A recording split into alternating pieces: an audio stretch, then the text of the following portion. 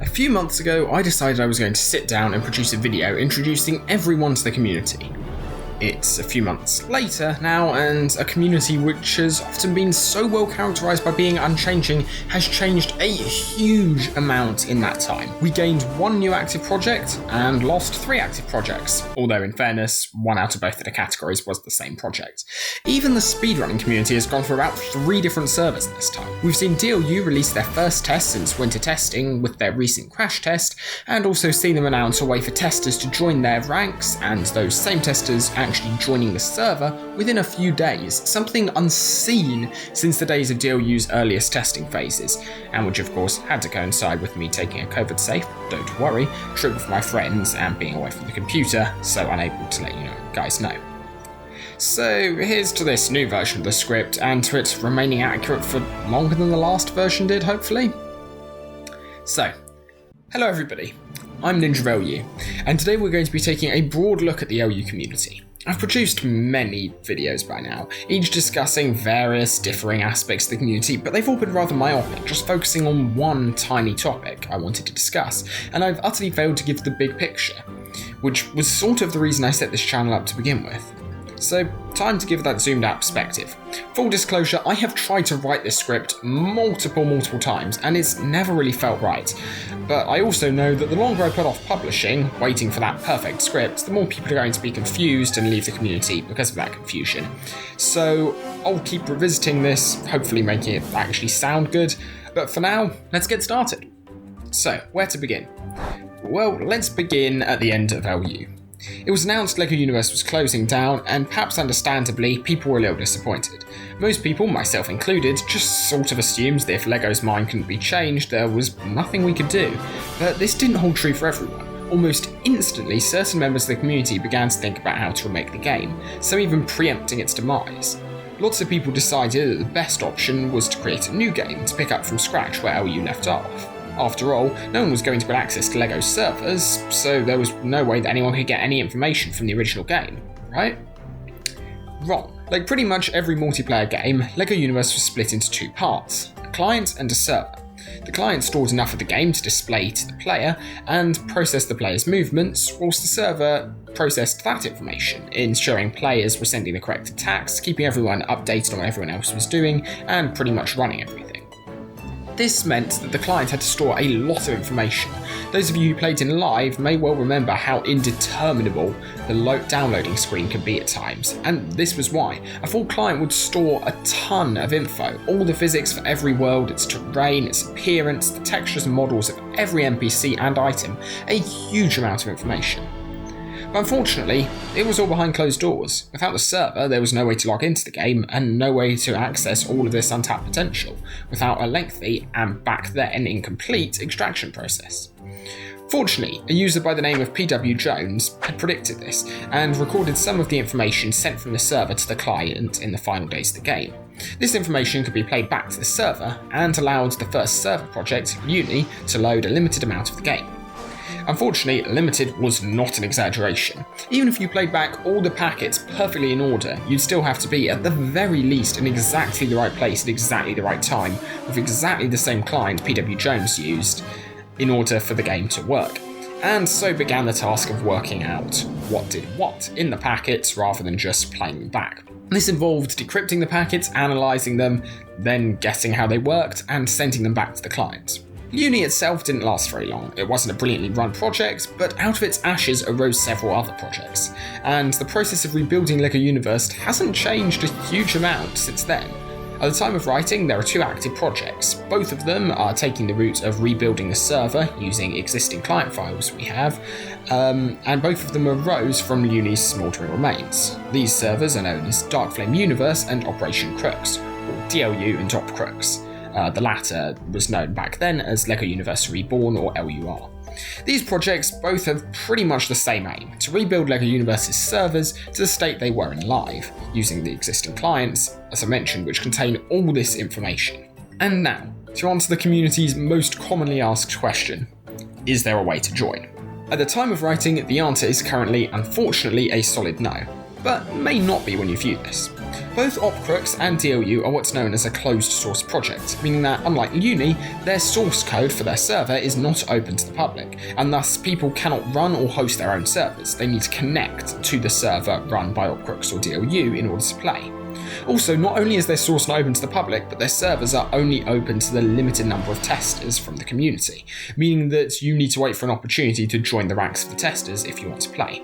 At the time of writing, DLU is the only group with an active testing phase, whilst OpCrux have yet to officially accept any testers, although small groups of users have been known to play on the server. There's also something of an exception when it comes to speedrunners who have access to a limited version of the OpCrux server via the LUSR, also pronounced loser, server. So for now, there are two ways of joining an LU server. Either get lucky and become a tester for a server. Currently there are 120 registered users on DLU's tester-only Discord, almost all of whom have access to any new testing phases, compared to well over 10,000 users registered on their website, and also over 10,000 following them on Twitter. Your odds aren't brilliant. Or you can gain access to the speedrunning server, which is restricted to verified speedrunners and or root researchers at the moment. But some of you may notice a catch-22 here. How can you become a speedrunner without first having access to a server? Well, the answer lies in something I said earlier. There are only 2 active servers available now, but since the time of Luni, there have been many other server projects. For instance, Luni, Pluto, Ion Universe, Open Universe, JLunis 1 and 2, JList Imagination Server, Woolus, Pilus, LCDR, YouTube, Pikachu Universe, LUJS, and those are just the ones I remember off the top of my head. I'll link the LUSR Discord in the description, so if you are interested, visit that, but suffice it to say that all of these servers contain a limited amount of content, and all of it is sufficient for pretty much all of the speedruns and challenges that we currently have on the LUSR server. So there's been a lot of information here, so what are the key points? Well, firstly, there are 2 main projects, DLU and OpCrux, with DLU further in terms of testing, with more developers, more resources and more progress, and OpCrux, who have in many ways been playing catch-up, trying to follow in DLU's footsteps, but also making a lot of information public and available to the community. In fact, their server source is available to all interested developers in the community.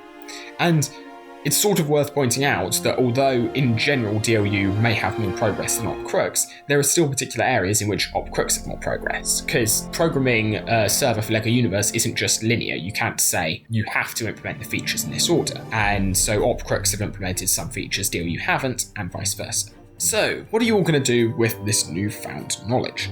Well, you could do what I myself spent years doing, checking back in every few months when I remembered or thought about it.